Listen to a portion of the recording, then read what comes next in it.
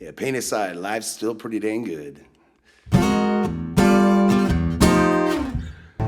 If you need the water, check the beaches in the Carolinas. If you need the mountains, try the Appalachian Trail.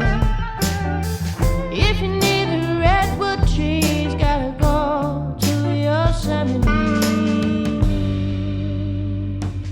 If you need me, if you need me, if you need me, if you need me, if you need me, I'll be in Kansas City. Hello, everybody. Thanks for joining us again here tonight, Kansas City Limits. We are honored and privileged to have on the show tonight Mr. Nick Schnebelen.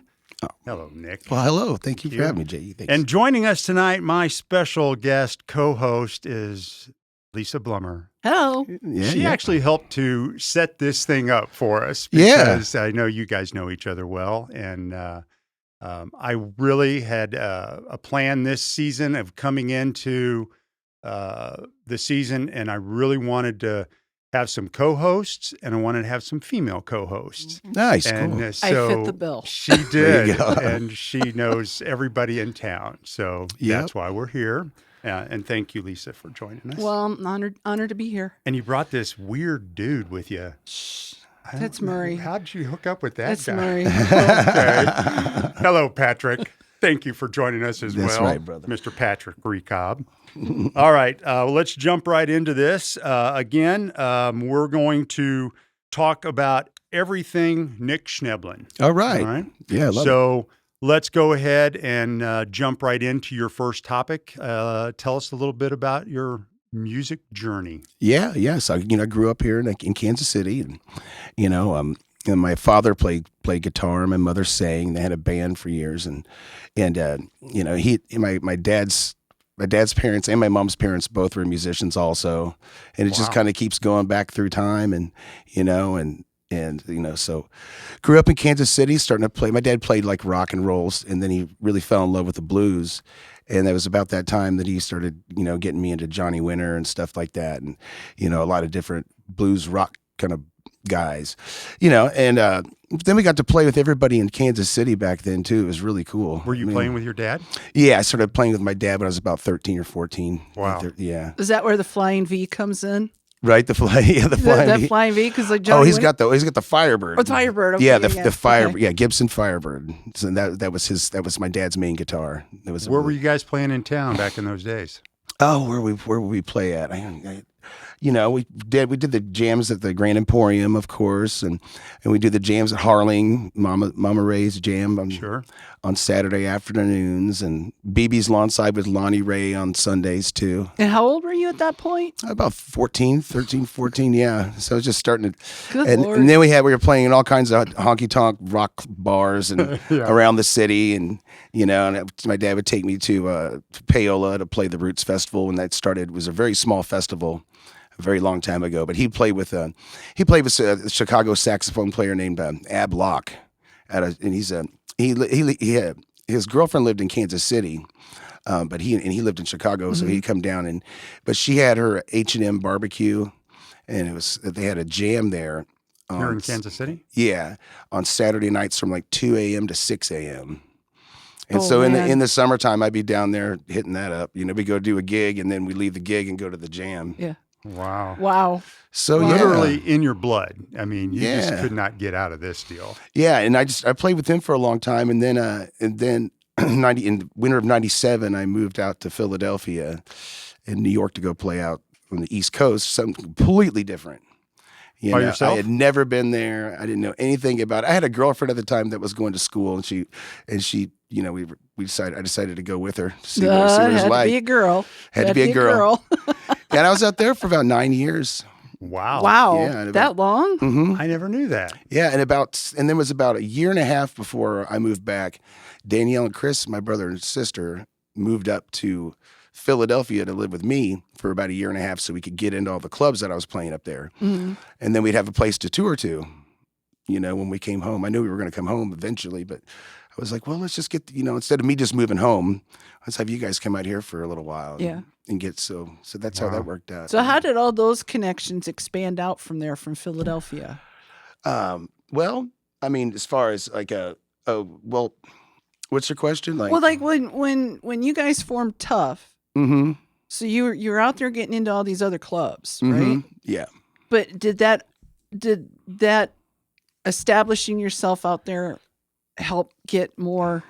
Absolutely. It did. Once you guys were established as Trampled Underfoot. Is that where it started? Yeah, out in Philly. Well, so I mean, I guess officially, I mean, it kind of started at home, but then they moved out to we started playing in Kansas City. Right. I come home and play with them, but then once I got them to all the clubs that we would play, we would, we'd have to drive from Kansas City basically all the way to Philly to go play for a couple weeks. Yeah. And then eventually started throwing us a club in Columbus, Ohio, in the middle of that. So it was kind of like a rabbit route to start touring with. So that, it really. But that was kind of like it was almost like a ground, almost in some ways like a ground zero, because it helped get you in a different part of the country, and you got like a whole network built out there. Yeah, exactly. And then, and Roger Neighbor at the time was a really big supporter of Danielle. She did the Rush Hour Rendezvous at the Grand Emporium on Fridays. Oh, really? Yeah. So, but Roger was promoting the Blues Cruise in, at the Poconos Blues Festival up in Pennsylvania. So we go up there and hang out and play with Lonnie Shields and, kind of guys like that. But nice. What time frame is that? What years? That was like, that was 06, 05 and 06 maybe. That was back then. Wow, I didn't that's know a you long spent that. time. I mean, I And knew then we you were moved back east. I had no idea you lived out there that long, though. Yeah. Wow. Yeah, and then we were starting to tour a lot around the Midwest. Then we had moved home, and we were touring, Omaha, Des Moines, stuff like that. And so Quite a bit too. yeah, absolutely. Yeah. And then that led us down to Memphis in 2008, where we won the IBC. Yep. Yeah. And you got the Albert King Award. Got the Albert King Award for that You one got too. the guitar and the amp, right? Yeah, guitar and amp. How old were you then? When would it have been? I was about 28, I think. 27, 28. Still yeah. just a young guy. How about that? Awesome.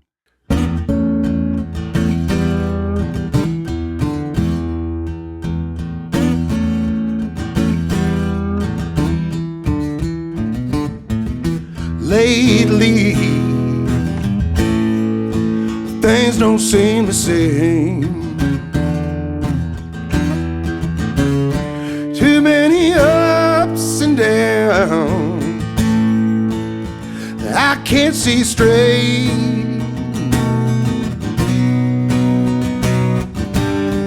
I tried to stay up, leave the past behind, but it ain't adding up. And it constantly reminds the pain in my mind. Just won't walk away.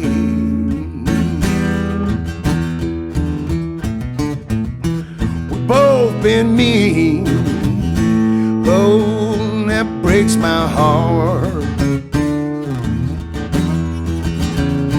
Too many lonely nights, and when I'm home, we're still apart. It's building deep inside of me, so much I can't deny. So much hurt, yeah, can't look you in the eye. The pain in my mind just won't walk away. The pain in my mind just won't walk away.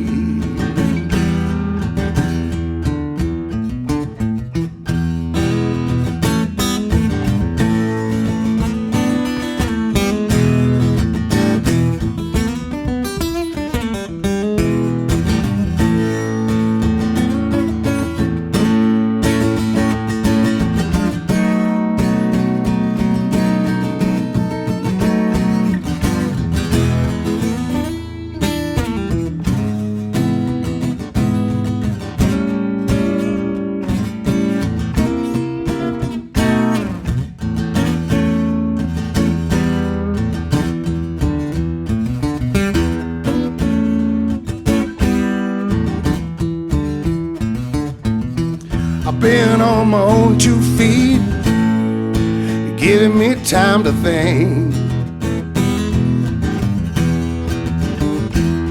What I had to lose, what I got to gain.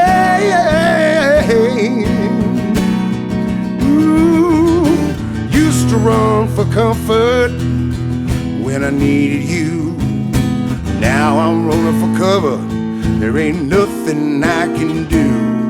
I need a dose of loving instead of shots of pain. No, we can turn this thing around some sunny day. The pain in my mind just won't walk away. The pain in my mind, just won't walk away. Just won't walk away. All right, Lisa, why don't you get this next topic here? All right. I wanted to ask you about your songwriting. Yeah. So, do the songs just come to you all at once, or do you like maybe you're noodling on the guitar and you got a riff, like, oh, Yeah, I'm gonna set this aside, and the words come later. Yeah. What's your songwriting process? Well, sometimes the lyrics come before the music. Sometimes the music comes before the lyrics. Mhm. But it's often they come together. It'll happen when I'm sleeping, when I'm dreaming. I might, come up with an idea. And that's the coolest part about having the phones, having our phones now. Because, I've lost a lot of really good ideas because I didn't go find the tape recorder. Right. And, I didn't go capture that song. So, so now when I do a lot of records and stuff, I'll just record voice memos, countless voice memos and text, and text memos and stuff like that. Is there any song that's written itself? Yeah, that Pain in My Mind I played a little bit ago. That kind of thing just wrote itself. It's very contemplative. And I knew that. I knew it was a pretty good song, and because my producer Tony at the time, Tony Bronigal, he didn't change anything. So that he's like, this is all pretty much. This is it right here. It's all good. Oh, okay, let's go with that. Yeah, but I'm working with him too. I've gotten to work with other songwriters too, like out in LA and Nashville and stuff. Yeah. I still try to do a lot of my own writing, but if I feel a little stuck on something, or I can, I wrote this song called it was Crazy By Myself, had Soul Magic on it. Mhm. And I wrote that with Jeff Paris out there, and he plays with Kebmo. So is it in a situation like that, when you're in that kind of circumstance, is it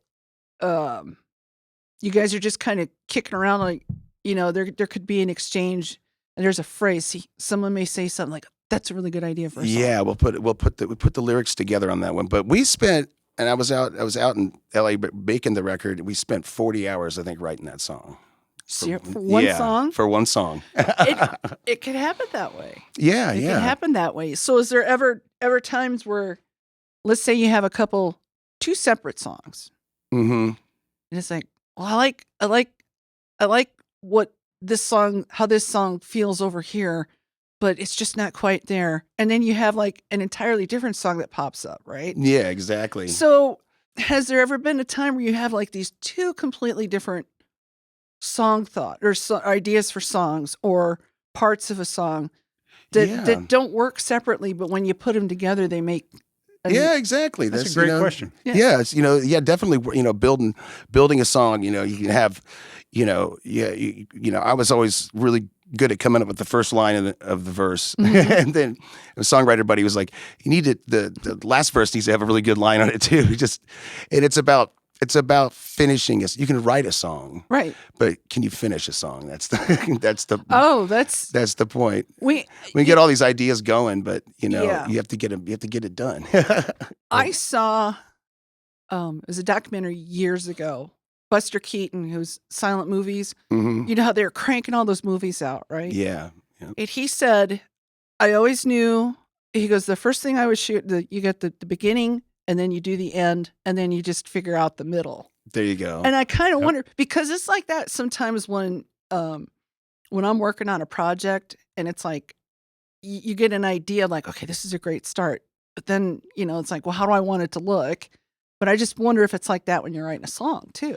Yeah, it is absolutely. You know, we're gonna have, you know, you got this big middle structure all ready to go, and then you just have to sit there and kind of, you know, build on it until you can get it finished. You know, but just like writing a book. That's exactly any author that you ever will run into. That's what they say. Do you get things stuck in your head sometimes? It's like the I get first songs part stuck in my is head all the always time. the easiest if you can get started. right. The ending you've already kind of got in your mind, right? It's all that stuff in between, right? That Yep, lays exactly. out and rolls into different things. I've got a publishing company, and we're working on a project that is, maybe too much. It really is to fill in all of that stuff. Is this something But, you you're know, writing? No, it's well, I mean, it's out in the public. Do you know who Robert Stroud is?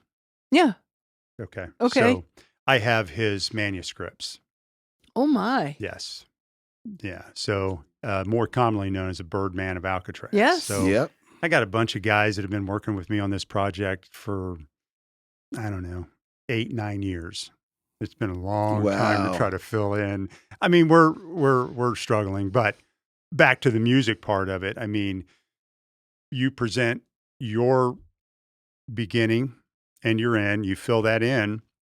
But I think as a musician versus, say, an author, you're playing to a crowd, right? Mhm. Yeah. You're writing a song that is special to you in some way, right? Or, you know, that makes a nice song. But a lot of that can be done because, I think I'm going to be playing this at this gig or doing this. And I think that helps a lot of musicians. Is that what you Yeah. find? I find that too. Yeah, you know, and these songwriters that I was working with, you know, they have tricks. They have because they've been writing songs for a very long time, and you know, they've got tricks to figure out, you know, something that's going to work. And I'm like, ooh, I like that idea. Or most of the time, it's like, I don't really like that idea.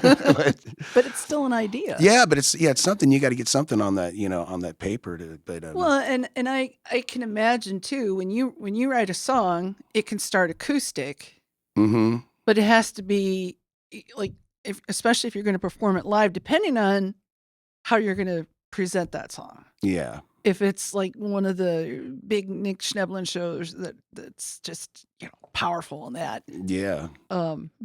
it has to be adaptable, I would imagine. Yeah, absolutely. Yeah. You know, so and a lot of times the producers will get it right, and songwriters can help, you know, get a good finished product, is, you know. But you know, I've had sessions where it's like the song's not what I was trying to get down, which was trying to envision. So Yeah. we got redos, we got the redos, and then sometimes I'm just like, nah, I'm just gonna save that song, and then I produced by Chris Hardwick and I produced my last record, Mhm. and we got a Blues Music Award nomination for that, and that was Solid. That was a solid. yeah, it's a album. very good record. Yeah, I got to see the, at least the Kansas City kickoff on that album at Knuckleheads. Mhm. yeah, yeah. awesome. Yeah, I was there standing next to your sister and your brother-in-law as we were jamming when you guys were on stage. Yeah, that was It's great album release. And Thank you. of course, we were standing next to Frank, who was sitting in his throne, and Mm-hmm. as he was. As Frank has been known to do. Yes, yeah, yes. he's got his Yeah. spot. All right, I'm going to touch on this again. I loved this when I saw this on your form. So you've been doing this a long time. You just said you've been doing it basically your whole life. Yes. So some of the guitars that you've played, tell us a little bit about that. Yeah. Well, when I was a kid, my dad got me. I was about 10. I started playing when I was about 7 or 8. And then he didn't, you know, he wanted to see if I was going to stick with it before he went and bought a guitar for me. So I stuck with it. But I'd only play his guitars upside down. So, because I'm a left-handed guitar player, and he was a righty. So I just learned how to play upside down. And then finally he got me my own guitar. It was an old Ibanez guitar. And I played that for a long time. And then Did you have to restring it? I kept it upside down. I did. Actually, yeah. And I kept it upside down for another 3 years. And then I got to go to Paseo Academy, Fine and Performing Arts, here in Kansas City. Oh, okay. It's a music school. We had 4 hours of arts and 4 hours of academics every day. And so I started studying. They said, you can come and play guitar, but you have to get it strung correctly. So I had to spend the whole summer relearning how to play the guitar that way. So I still got it upside down too, you know. Yep. And being left-handed is really difficult. These days with the internet, it's a lot easier to find left-handed guitars are all over the internet. You know, you can find them for sure. But back in the day, I had to go to big dudes and, you know, try to find a left-handed guitar. And there's always one like really cheap Stratocaster that's down on the end. It's all dusty, and it's their one left-handed guitar they got. But they had big dudes had gotten a 1992. It was a red Telecaster. It was like a 50s reissue. And I got that guitar, and that was a good guitar for a long time. You've had that for years. Yeah, and I busted it back out after a while. Yeah. That, and then I had a 335 too that I got, left-handed 335 that I played a lot. It was a 66. And somebody had taken a right-handed 335 and moved the knobs to the other side and plugged the holes. Oh, no. You know, and it was $1,200 and that for that guitar back then, you know. I had to work all summer for that, but do you guys? When you travel? How many guitars are you taking with you? Oh man, usually I'll take about three. Yeah, just about 3. Too bad. Yeah, because you're on stage. You set them all up on stage. Yeah, I'll set them up too. Yeah, I like to have them out. I got sometimes I'll bring a resin. I play all different styles of guitar. I have a resonator, a steel guitar. Play lap steel, and I do acoustic. I'd like of course. To hear that. Yeah. I'll play some lap steel. He does a killer version of Sleepwalk. I'd love to hear the that. Sleepwalk, yeah. The Sleepwalk is enough. That'll bring tears to your eyes, I guarantee you. I will. So how do you pick? If you're going to take just a few, and you've got, I'm guessing, how many do you have? Well, I've got about probably 40 guitars, probably. Yes. So just whatever is kind of, you pick them up before and start playing them before you go? It kind of depends on, there's different ones. I have a baritone guitar that I've been recording with my last record, so I felt the need to kind of have that on. Sure. You know, and if I'm going to play some dobro or something, I'm going to have that. So that's kind of how I pick. You know, I try to have like 2 electrics, and then as one for a backup, and then I go with a specialty guitar of some kind, resonator or lap steel or something like that. Wow. That's kind of how I pick. You know what I'm gonna do. 40 guitars. Yeah. So are they in cases? Do you keep them up, or how do you store that's them? a good question, because I used to love having them all out hanging on the walls. But then they get dusty. They get out of tune. And then the dust gets in the electronics. So I never thought about that. Yeah. You know, they had a Guitar Center had a sale on cheap gig bags. So I'll just put them in bags and have them, Yeah.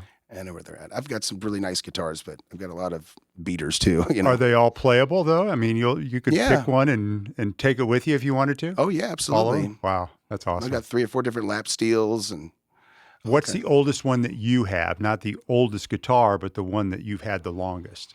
The oldest one that I've had the longest. Let's see here. What would that be?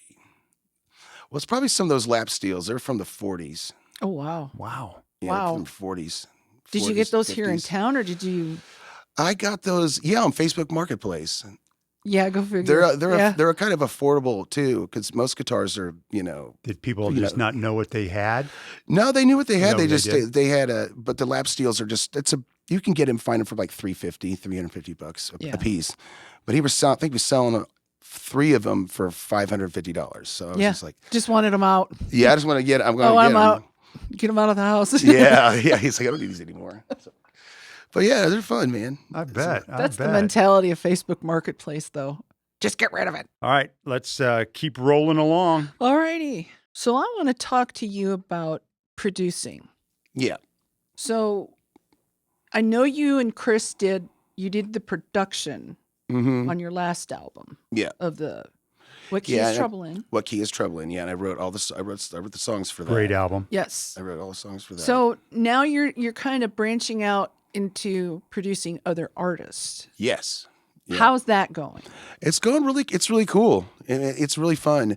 I songwrite with this guy. We just finished a record. His name Orphan John and the Abandoned, and just finished his record up. Mr. John English. Yeah, John English. Yes.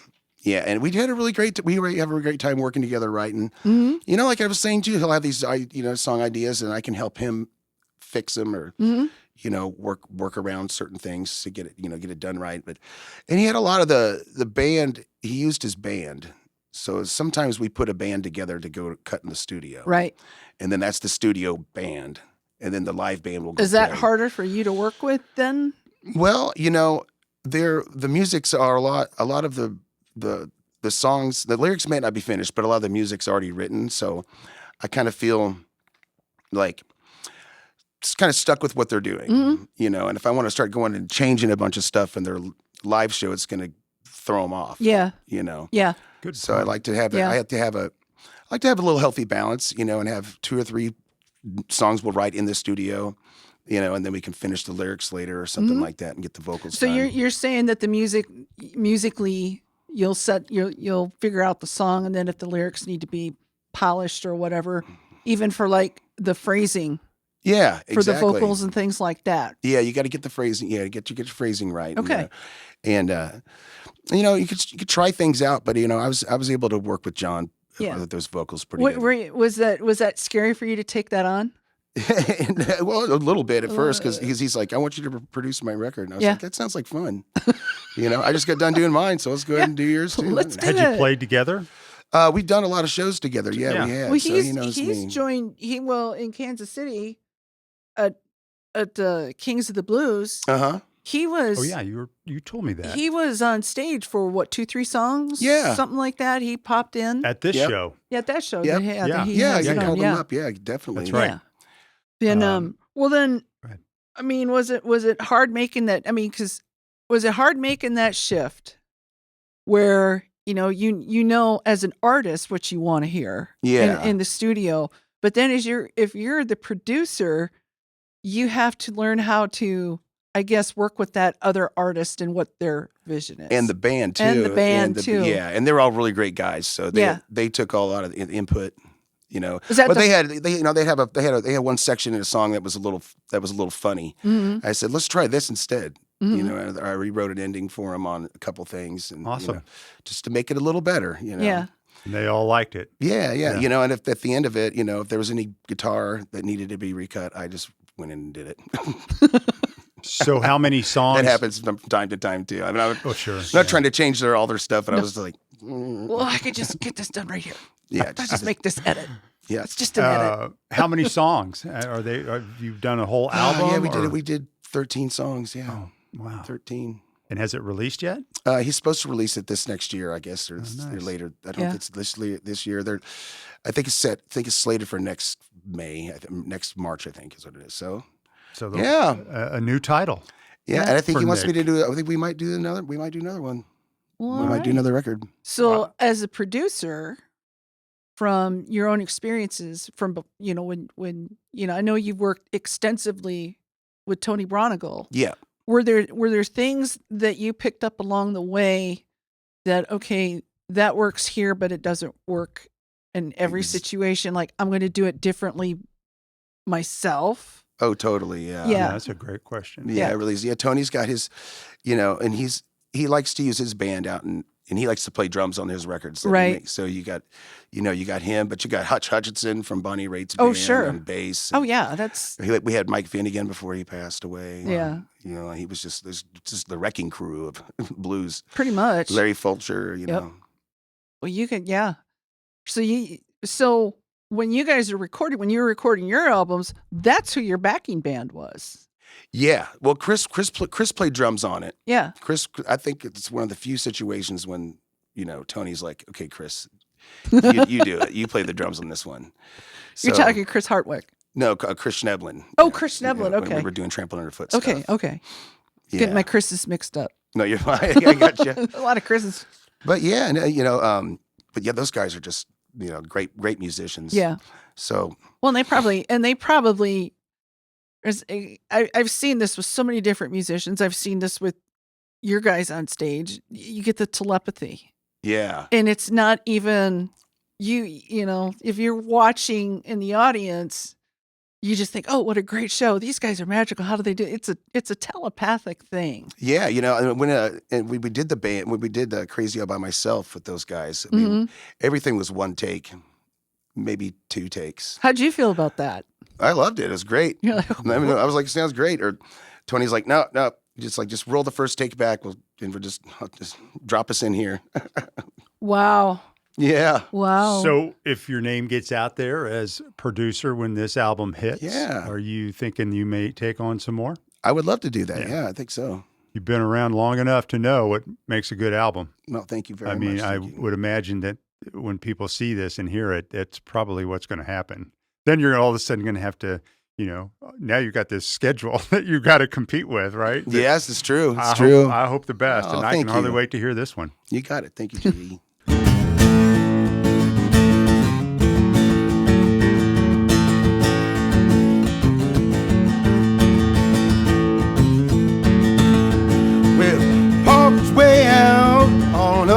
Lover's Lane, me and my baby in the falling rain with the radio playing soft and low.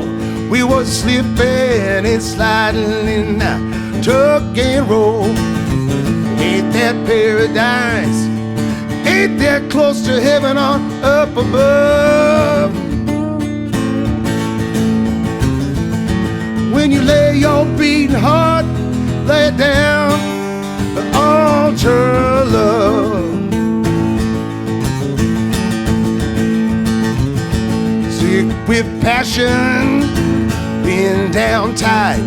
It's the same little woman, but on a different night. Bloody moon fell into the rising sun. We was a rockin', rollin', straight to kingdom come. Ain't that paradise?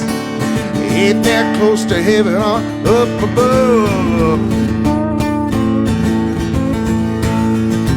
When you lay your beating heart, lay it down the altar of love, yeah.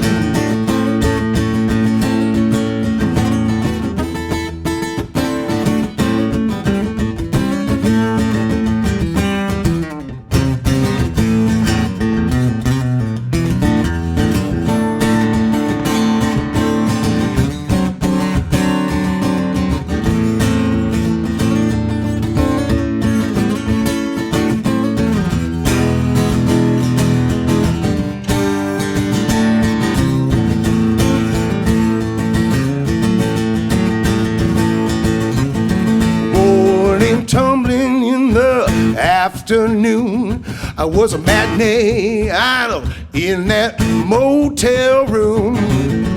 Wild wind blowing straight through our hearts. Ain't no stopping, baby, once we start. Ain't that paradise? I said, ain't that close to heaven on up above? When you lay your beating heart, lay it down the altar of love. When you lay your beating heart, lay it down the altar of love. When you lay your beating heart, lay it down the altar. I laid my woman down on the altar of love.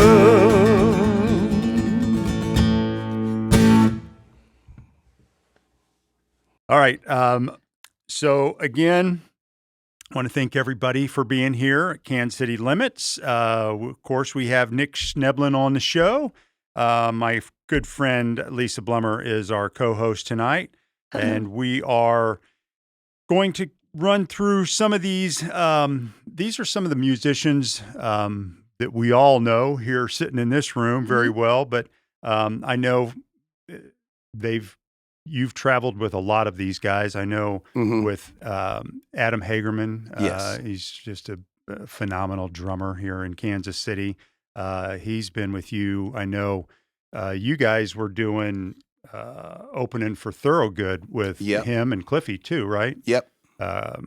Cliff Moore, another great bass player. Yeah, Chris Cliff's great. We did probably, I think we would over 50 shows with George Thorogood. Yeah, and I got to hear some of those stories too from Cliff and Adam.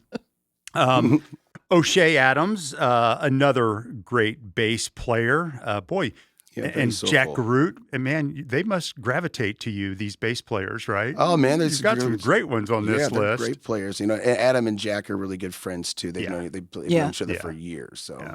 so they're like that synergy you're talking about. Yeah. That telepathic synergy. And they're both just good dudes, man. Yeah, exactly. If you're going to have somebody over, those are guys you want to party with. TJ Earhart, oh my gosh, TJ, he's a He's key one of a guy, kind. and he is. He's such a great keyboardist. Yeah, and he's he incredible. does, right? He plays honky tonk piano really well. He He does plays everything. organ. all genres. Yeah. I've seen him, and of course, I'll give him a shout out with our good friend Chase and Adam. They do the Christmas show at Mike Kelly's West Yeah. Side, the Peanuts or whatever. I did the graphics for that this Oh year. my gosh! Have you seen him play? Yeah. I was taken. It was a great show. Yeah. And that would be a show I'd take my granddaughter Oh, to. it was so. just- Have you ever been to that? It was so cool. I haven't not yet. So good. Oh, they're doing the Peanuts. When they do the I Peanuts think it's thing. a 4-week run. Yeah. Oh, cool. Right around the holidays. Yeah. And you have to get your tickets early because it does sell out. Oh wow. Yeah. So it's a really good time. And Of TJ doing course. all the Vince Guaraldi stuff. Yeah. And Yeah. TJ, yeah, that's what he's doing. Yeah. He's got like these old home movies from like the 60s of people from the 60s. Oh, you know, cool. those 8mm Oh films. yeah, on that's right. constantly. Yes, that was awesome. Yeah. It's so good. I loved the arrangement. I loved how they put that together. Yeah, that was that's just super really cool. well done. And then last on your list here, who's one of our favorites and a favorite of our show, Jackie Myers. Yeah. She is truly a professional musician. I know from talking to her for a long time on the show. In fact, she did our intro for us. That's so cool. Mhm. But she was so excited about playing with you because, her background is jazz, right? Mhm. She is just a great musician, but this really was to stretch her boundaries in playing with you. Yeah. What really, and she loves it. In fact, when I saw her on stage, when I came to this show, Oh, okay. I'm like, man, everybody I freaking love is on this stage. Well, this is going to don't be forget too. Jackie's a wonderful vocalist as Oh, well. yeah, she yes. is a great singer. Yes. As is Shay. Well, yeah, and Shay is too. Yeah. Shay is Both. too. I mean, you They- do. You have some great musicians, and I love the fact that you could be anywhere. Really, you could be in any city. You could be playing at any venue, Mhm. and you kind of hold your allegiance, I think, to Kansas City itself, Mhm. but to BB's, Mhm. to, and I know in the beginning to Lindsay, right? But now Yeah. to Jimmy, that you guys get there couple of Tuesdays, right? That you play over Mhm. at BB's. Certainly not for the money, No, but no, it is because it is what it is, It's right? a tradition. Yeah, it is. And It's with kind of you a there, tradition. I think that tradition carries on, Oh, similar to Cobby and the Yep. guys that show up there and do these shows out of the love, out of the passion, Mhm. because it's Mhm. fucking not about the money, right? I No, mean, it's on a not. Tuesday night when I'll go up, and I've been in that place, and there's maybe 2 or 3 other tables, and that's it, right? yeah, exactly. But it's yeah. still a good show. yeah, it's still great. And yeah. you got guys that will come up and join you, as did with Mighty Phonics when Yep. when I got to see you Oh, there. that was a hoot. That was with- cool. This That is was actually great how this fun. whole thing got started. Really, Okay, was okay. Right. when you showed up to guest with Cobby and the guys, and That was a blast. and what a great show! Oh my God, it was a Yeah, good show. It was awesome. Um, He didn't know what to do, and I said, "Just call Nick." I said, "Do you want me to call Nick? I will call Nick."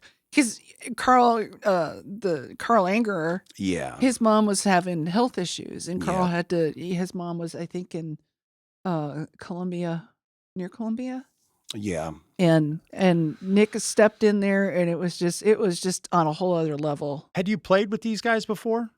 I mean, we've jammed a lot together, but we just never Not did- in never- official not- capacity. We didn't do a show together. We I never mean, really had played. blues is blues, right? If you've got a feel for it, I mean, you're going to be able to fit in. But man, it was really tight. Yeah. I had a it was- good friend of mine with me who was in from Colorado, and we were just looking for something to do as midweek or I don't even know what day it was. Friday. Friday. Mm-hmm. So he ended up coming with me, and he's like, he's an aficionado a little bit on music.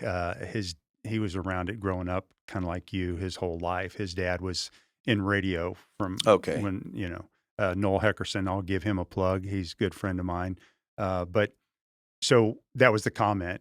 You're kidding me. This is the first time that this guy's ever played with this band? I'm like, yeah, as far as I know. But yeah, God, it ended up being a great show. Thank you so much. But you do. Yeah. You have some great guys, and I know there's a longer list than what you put on here. Oh, absolutely. Yeah, I don't want to leave anybody out. These are great KC people, and they all deserve good shout-outs for that. Okay, so let's just talk more about you and your accolades. So in 2025, and you know what? Actually, before I ever even contacted you, I know Angela very well. Yeah. And I know she helps do a lot of your social and your web, I think. Mm-hmm.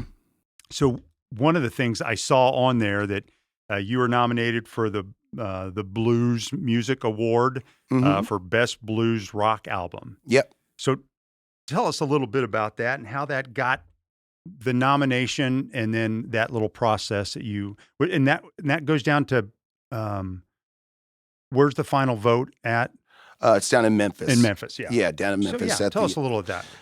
Yeah, my manager at the time, Chris Hardwick, is a great guy. He helped we co-produced the record together, and and he's really savvy about what time of year to submit. It's kind of complicated. There's a specific window of time that you want to get everything done and submitted to the right people at the right places, and and then it's kind of a popularity contest. I think Mike Zito got the award for that blues rock. Him and Albert Castiglia. Yeah. Yeah. I think that was right around the time they started the Blood Brothers. Yeah. When they were doing that. Mm-hmm. Was in the last year or so. So yeah. Yeah, and I got to see the beginning of that Bill Murray and Blood Brothers thing. Mm-hmm. And it started out in Las Vegas at the Big Blues Bender, which is about the second week of September every year. Mm-hmm. It's the largest blues festival in America. So but you're part of that all-star blues bender band, right? Yeah, the Bender Brass Band. Okay. I'd like to know more about that because I don't know enough about it. I don't know anything about it. The Bender Brass is great. We had we got a killer horn section. Let's see here. We got a Barry. Of course, Jimmy Carpenter plays the sax. We had Doug Wolverton on trumpet. And I think that's 3-piece horns. I'm missing somebody. We used to have, but it was a horn section for a room full of blues, like Mark Early. Oh, get out. Yeah, he was the original one. Get out. Wow. Yeah, and then he had to kind of step out, and then Eddie took over, and Eddie does the baritone. But then we have Tom Pender too, or Mark Pender. I mean, dang, from the Conan O'Brien show, and that band is the bass player Mike Merritt. Mm-hmm. He was in that. He was in the Tonight Show or the Tonight Show. So when you're in that kind of situation with those kind of because that's quite a bit different, right? Mm-hmm.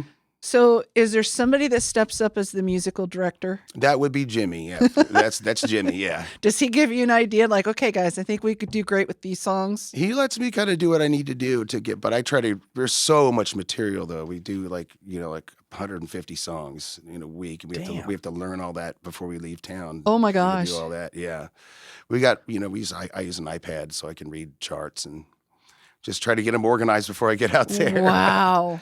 Yeah. And then how long does it go? How long's the event? Well, I'm there for a week because we have rehearsals on Monday and Tuesday, but the event starts Wednesday, Thursday, Friday, Saturday. Wow. And that's in the fall, you said? Yeah, it's at the Westgate Hotel in Vegas. In Vegas. Wow. Mm-hmm. And actually I have to buy my plane tickets for that. Oh, you backing on that, okay. Yeah, I know. I'm going to shell out some money. Lots of money. I think Cliff, I think I saw, isn't he playing with Albert and those guys with the Bill Murray and that whole Blood Brother deal? I think Scott Sutherland's the bass player for that. Yeah, it kind of switches off sometimes. If Bill Murray isn't part of the lineup, then Cliff's on bass. But then if Bill's going to be part of that, then they bring in Scott Sutherland, I think. I got you. Because Cliff's down in Florida now, right? Mhm. Living down in Yeah. Florida. Yep. So will he travel with them then? Yeah, he does tour managing for the Blood Brothers too. I still believe he does. I'm not sure if he's. wow. I'm not sure Yeah. what he's doing it now, Wow. but he was. Yeah, he was. Bill yeah. Murray. God, what an actor. Yeah, he's great. He's a I really nice guy, though. He's really. Was he sweet to actually you? got to meet him. Yeah. Was he sweet to you? He was. Yeah, he asked me about my kids. He asked me my kids' names. Oh, really? Yeah, we had dinner. Yeah, it was really nice. He's got like 5 sons. You know that, right? Like 5 or 6 sons. Bill No, Murray. I didn't. I I know know. he has a bunch of brothers. Yeah. But yeah, he's got like 5 or 6 boys. Oh wow. I like. Can you imagine? All right, just moving along here. We have some upcoming events for Nick. Nick, why don't you tell us about this? This was the one I was most curious of. The Big Blues Bender we just kind of talked about. Yeah. But this Bowlin' Fest. Yeah. What is that all about? So there's a very famous guitar player named Tommy Bolin, Sure. and Tommy Bolin is from Sioux City, Iowa. I did not know that. Yeah. So that's his event. His brother puts it on for him every year. He's passed away since, but yeah, and it's just he's been on some really famous like jazz fusion records with Jazz drummer. Billy Cobham. Yeah, Billy Cobham. Anyway, so I was just so fascinated with his guitar playing. So when my buddy called and asked me if I wanted to do the festival, I was like, oh yeah, I'd love to do that. How many years have you done it? I have. This is my first. Oh, this is the first. Wow. I'd like to keep doing it. How you long know? has the festival been around? It's been going for about 25 years, probably. I bet. Really? Yeah, it's been going for a long Wow. time. But, it's been in smaller, incarnations, but it's getting pretty good now. So, Well, them Iowans, they take their music fest very seriously. I can speak from experience. Oh, yeah, dude. We got to go get up there. So we're doing that. And then we're coming, we're going to go up to Prairie du Chien too, where we're going to talk about the Kings of the Blues a little bit. Yes. You wanted to get into that. Was my next topic. That was your next Yes. one? Yes. I wrote it down so I wouldn't forget. Yeah. So yeah, Chris Lager and I are really good friends, and we've just always enjoyed jamming together. And then Terry and Mark from up at the Omaha Blues Society Mhm. kind of came up with this idea of doing this Kings of the Blues event. And so it's me and Chris, and then I get another guitar player from Kansas City, and then another one from Omaha. So there's 4 guitars. Hector was And was Hector, one, yeah. Brandon, you had up at the Winter Brandon. Blues Fest. Howard's done it too. Howard's done it. Yep. That's right. Yeah, there's been a lot of. That's just a killer show, though. I think Sean wasn't Sean. Yes, Sean was it. Sean's Sean done it, McDonald. Yes, yeah. he did it. But yeah, and it's a little different every time, which is really cool. Yeah. We have one coming up. We're going to have Hyson sing with us. Oh, Yeah, That'll be good. That'll be. And he's playing percussion and singing. that'll be really good. Yeah. So the one coming up next is where's it going to be? It was a new venue, right? I'm trying to think when the next one is. I mean, there's one we're doing it up at the Prairie du Chien in Wisconsin. Prairie Dog Oh, Fest. that's the Prairie one. Dog Fest. Oh, Prairie. Yeah. Okay, so that's the Prairie one. Dog Fest. So Omaha was Yeah, we're going to try to we'll do the In the Market for the Blues, I think, Okay. on August 1st. I think Mhm. that's what we're doing that too. and then at Nux is the KC venue. Yeah, When is that? We're still getting a date together for that. It'll be this Do summer you need to sometime. push some buttons? You need. Poke We'll some get it. people? We'll get it. She We'll get knows- it nailed She knows down. I somebody can do over it there. subtly. Yeah, I know somebody that can help sell those shirts while you're there, though. Yeah. Yeah. Okay. Great. Yeah. Yeah. My name's mentioned. Yeah. Yeah. So when I was there, I was just blown away. Unfortunately, it was I don't even know how I heard about it, but it was not one of the things that I had planned on doing for the night. hmm So one of the pop-up moments that I just was so glad to be there. Right, because it was the first one I think in Kansas City, right? Mhm. I think first so. one? Yeah. Yeah, it was. Yeah. So I'm there with some guys, and I mean, oh my God, it was just such a great show. There wasn't a part of that show I don't think that was not good. Yeah. I we mean, had, everybody we had a did couple great. other guys too. We had Hector. We had Hector. We Yeah. also had Miles Jasnowski's done it with us too up in Omaha. Uh-huh. And then Emmett DeWaters. He's a kid. Oh yeah. Do you remember seeing a I do, little yes, kid? He's like 11 or yes. 12. Yeah. Skinny kid. Yeah, and he could Yes. play. I remembered seeing him. I didn't know who it was though, but Yeah, he could he's- certainly play. Little guitar slinger. Yeah. So, and you had, do you change out the drummers or is it the drummer for the whole thing? I try to keep Adam Hagerman on drums Do if you? I can. Okay. Unless there's something he can't. He can't do the one in Prairie du Chien. He can't do that one, so we're going to use Chris Lager's drummer because he'll be up Oh, there okay. already. Mhm. And Chris makes it down to Kansas City regularly. I Yeah. mean, he's playing at Nux a couple times a Absolutely, year yeah. usually. He's Mhm. such a cool dude. Yeah, God, Yeah, no he kidding. is. I got to see him the last time he was, I don't know, it was the last time he was in town, but he was doing the Gospel Lounge. Mm-hmm. And so I guess, Frank will determine that based off of ticket sales, right? Or who's Yeah. coming. And, Mhm. but in this case, Sometimes. it was like a last minute rush of people that got him. So yeah. last minute, so Frank pulls all the tables and chairs out, right? Oh, Which I've seen before, right? It's no big deal. But then everybody just kind of is right in front of the stage. Yeah. Right? They're just all jammed in. So I got there early and I'm sitting, at one of the tables off to the side, right? And then all of a sudden, the people just show up. And Yeah. maybe they came from, the saloon or other places, but God, what a great show. Yeah. He's Sweet. a great guitar player as He is. well. He's awesome. Jackie, she was there that show I saw. Is Yeah. she doing that with you anymore? Yeah, let's see here.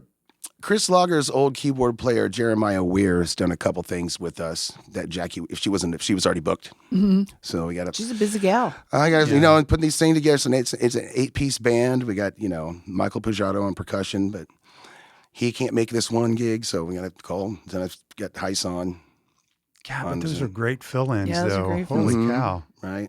And isn't it something? Don't you just love how you can show off the musicians of Kansas City when you got people that come in from out of town? Amen. I love know. that. I Mhm. just like, I'm so Yeah. spoiled. I love it. Yeah. All right.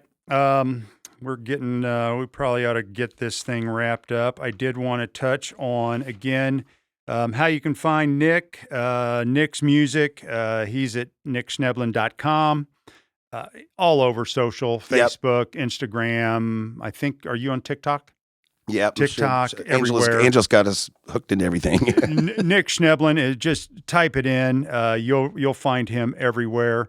You'll find him every other Tuesday, Yep. first and third, Second and or fourth. second, fourth. Sorry, that's right. how we got you on the show, right? Was Yeah. that? Yeah. So second, fourth, and then on Wednesdays. Yeah, we're doing libations this month. I'm not sure how Libations. much. I don't know how much longer we're going to be doing it, but we'd like And, to. and is that your band or is that what are you It's doing? me and Jack Garut and Adam Hagerman, Mm-hmm. and then we've been having special guests. So this next week we got Otis Roper is going to play harp with us. Nice. We've had John Paul with us. And That really is a lovely venue, though. that's It is upstairs, nice. right? Yeah, it's a I really have cool not club. been, and I know it's right there on the corner. Gotta And- get We out got this guy there. I know. again on Get the out there, Jamie. 27th is Todd Wilkinson on Mhm. sax. Mhm. He's great. And they do. Are they music all week? Yeah, they do. They do. Yeah, the Wednesday night's the blues night. Thursday night's the jazz night. Mm-hmm. I think that's what they Oh, got. that's right, because Jackie will play there too, right? Yeah. Mhm. On that jazz. Yeah. And do they do weekend music? They do book bands on the weekends, but they sell tables. So it's just kind of interesting because they'll have me on a weekend and well, can I have many of my fans come see the show? Like, oh, we're sold out. We sold all the tables. So I'm like, Wow.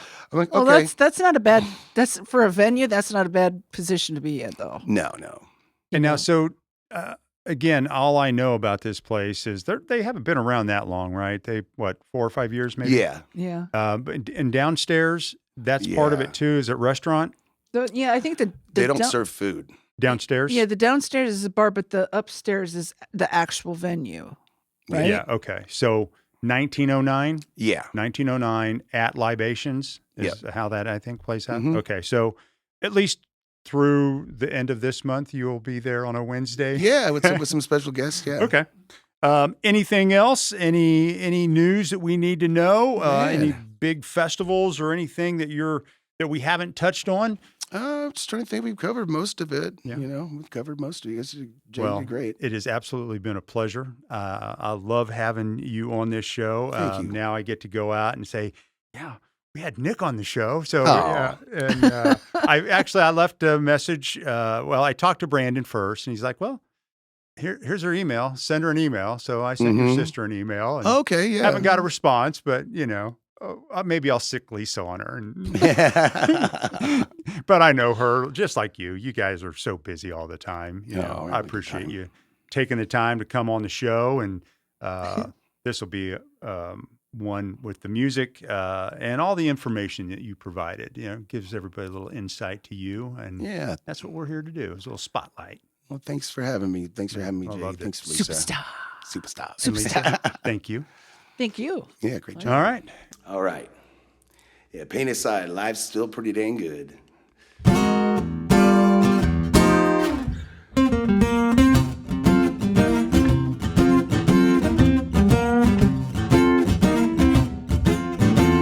Pain aside, yep. Yeah, life's pretty good. Pain aside, well, life's pretty good. When you got all you need, still don't feel right. Broke down and worthless, can't win the fight. Keep your chin up, keep rolling on. Get your good stuff, baby, going on. Pain aside, yeah. Life's pretty good. Pain aside, yep. Life's pretty good. Work your butt off, and you can't have no fun. Have all the money you need, but feel like you have none. Be thankful for what you got, hopeful for more. That's the good stuff, that's what it's for. We all have worries, troubles and pain. But pains aside, yep, life's pretty good.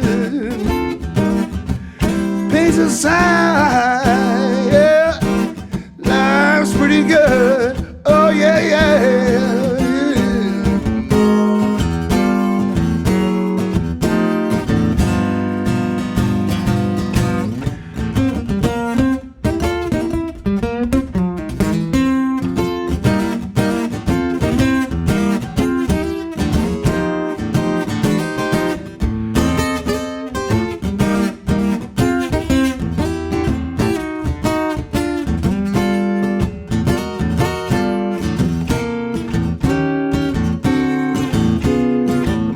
Back is sore, so is my knee. I can't find nobody, no people I can please. I'm thankful for what I got, hopeful for more. That's the good stuff, man, that's what it's for. We all have worries, troubles and pain. But pains aside, yep, yeah, life's still good. Pains aside, yeah, life's still good. Yes, it is. Say it up.